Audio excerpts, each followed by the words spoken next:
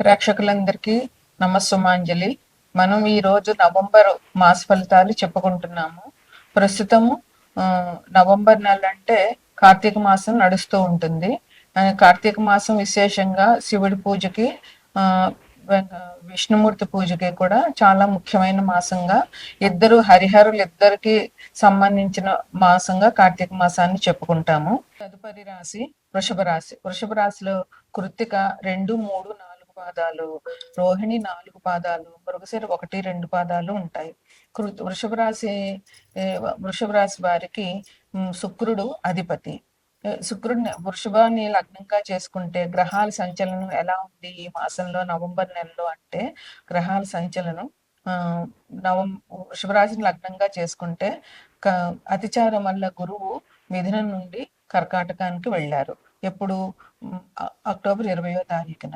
తర్వాత కేతువు సింహంలో ఉన్నాడు, శుక్రుడు కన్యలో ఉన్నారు, రవి తొలలో ఉన్నారు, వృశ్చికంలో కుజుడు బుధుడు ఉన్నారు, రాహు ఏమో కుంభంలో ఉన్నారు, శని ఏమో వక్రించి మీనంలో ఉన్నారు.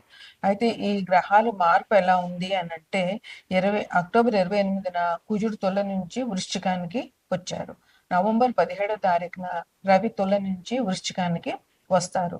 నవంబర్ 3వ తారీఖున శుక్రుడు కన్యలో ఉన్న శుక్రుడు తులలోకి అంటే తన స్వరాశిలోకి వస్తారనమాట. 20-10 గురుడు మిథునం నుంచి కర్కాటకానికి అతిచారంలో వచ్చారు కదా. నవంబర్ నెల అంతా గురు సంచారం కర్కాటకంలోనే ఉంటుంది.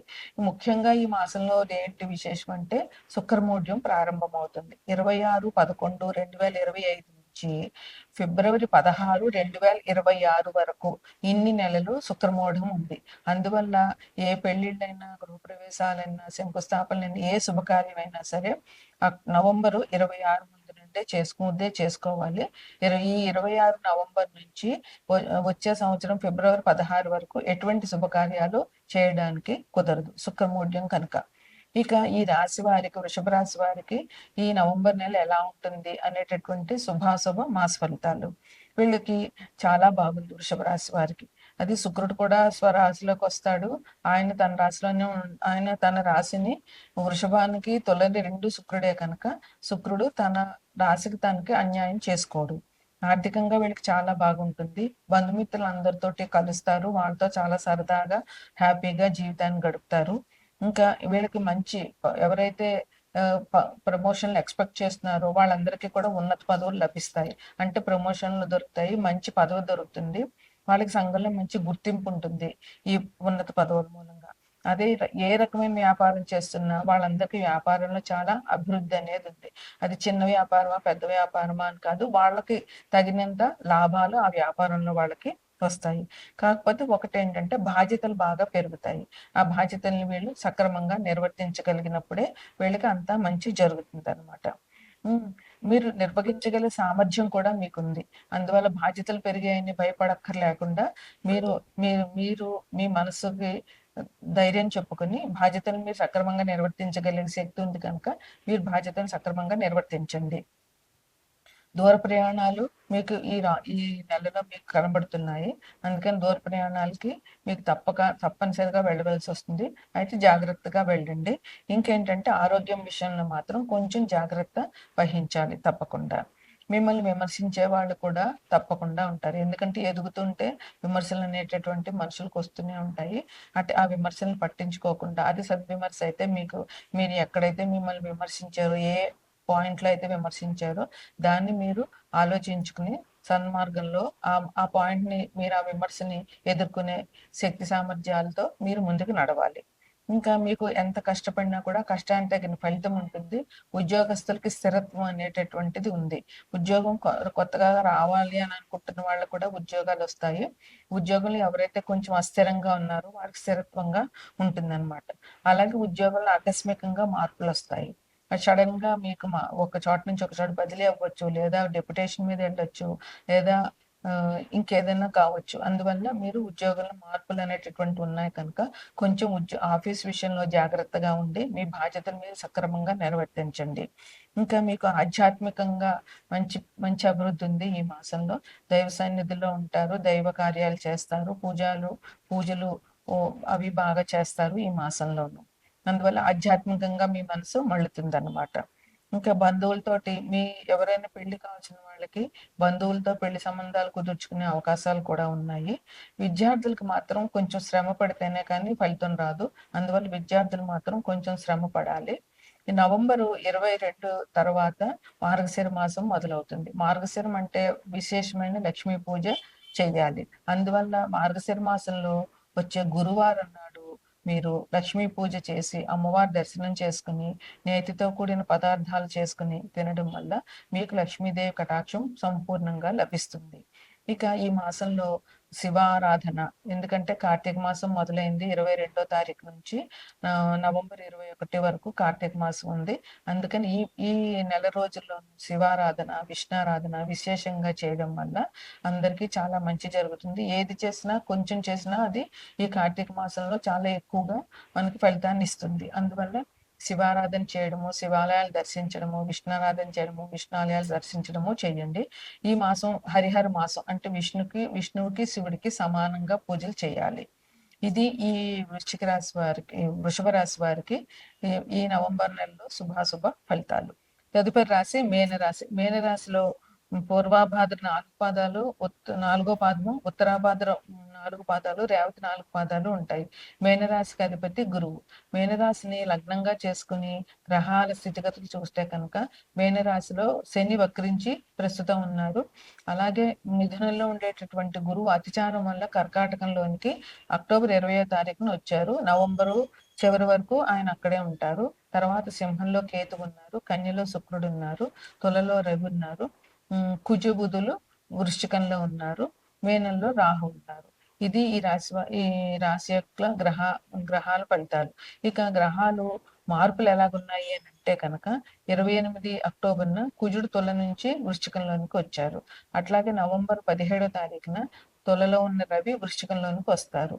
నవంబర్ 3వ తారీఖున కన్యలో ఉన్నటువంటి శుక్రుడు తులలోనికి వస్తారు. ఇది ఆయనకి స్వరాశి. అందువల్ల తులారాశి వాళ్ళకి ఈ మాసం చాలా బాగుంటుంది. ఇక ముఖ్యమైన విషయం ఏంటంటే శుక్రమూఢం. ఎప్పుడంటే నవంబర్ 26 నుంచి వచ్చే సంవత్సరం ఫిబ్రవరి 16, 2026 వరకు కూడా శుక్రమూఢ్యం ఉంది. ఈ మూఢ్యంలో ఎటువంటి శుభకార్యాలు చేయడానికి కుదరదు. పెళ్లిళ్ళు కానీ, గృహప్రవేశాలు కానీ, గృహారంభాలు కానీ ఎటువంటి శుభకార్యాలు చేయకూడదు. అందువల్ల ఎందుకంటే శుభాలను ఇచ్చేవాడు శుక్రుడు. ఆయన మూఢంలో ఉన్నప్పుడు మనకి శుభకార్యాలకి పని చేయడానికి కుదరదు. ఇక నవంబరు 26 లోపునే ఎటువంటి కార్యాలైనా చేయాలి, లేదా ఫిబ్రవరి 16 తర్వాత చేయాలి. ఇంకా ఈ రాశి వారికి ఎట్లా ఉంటుంది అంటే, ఈ రాశి వారికి కుటుంబ అవసరాలు బాగానే తీరుతాయి. కుటుంబంలో మీరు చాలా సుఖంగా ఉంటారు. మీరు కుటుంబ సభ్యులతోటి ఎటువంటి గొడవలు లేకుండా చాలా ఆనందంగా ఒకరి మాటలు ఒకరు గౌరవించుకుంటూ చాలా సుఖంగా నడుపుతుంది. ఇంకా ధనానికి లోటు ఎటువంటిది ఉండదు. మీ ఖర్చులకు కావాల్సినటువంటి ధనం మీకు లభిస్తుంది అన్నమాట.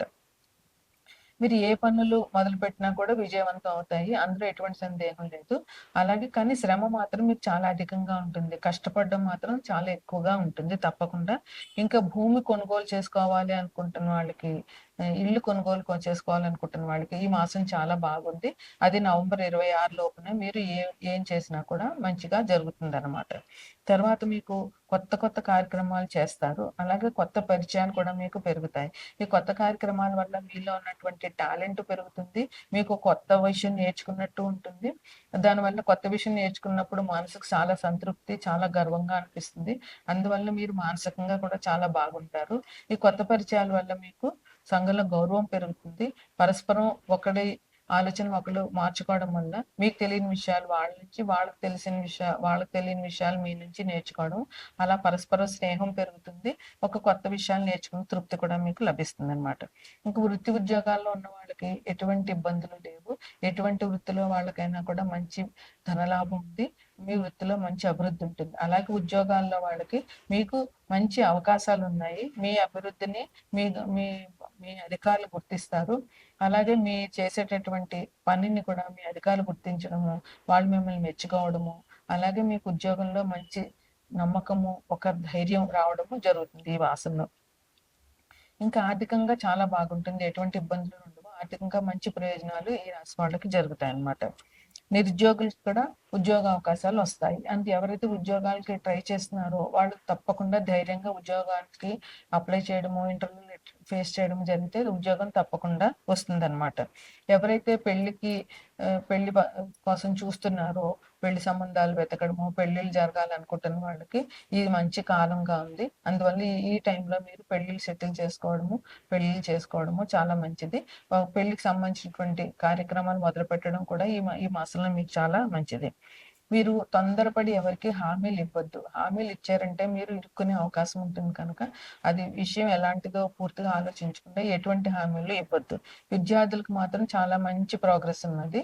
వాళ్ళు చాలా మంచిగా ప్రతి సబ్జెక్టులోనూ మంచి మార్కులు సాధించి మంచి అభివృద్ధిలోకి వస్తారు. మీకు సంఘంలో పలుకుబడి, గౌరవం అవన్నీ కూడా బాగా పెరుగుతాయన్నమాట.